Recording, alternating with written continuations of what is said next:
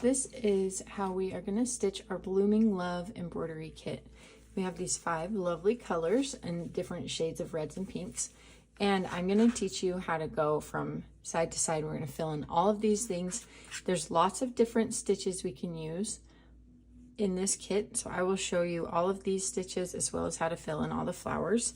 We're going to start over here on the very outside edge of the heart. Now the fun thing about this kit is there's nothing that has to be like a certain color. So we will just use a mix of these. It doesn't matter which one you use in different spots. In the pattern, there's a diagram of ones that we suggest going in the different places.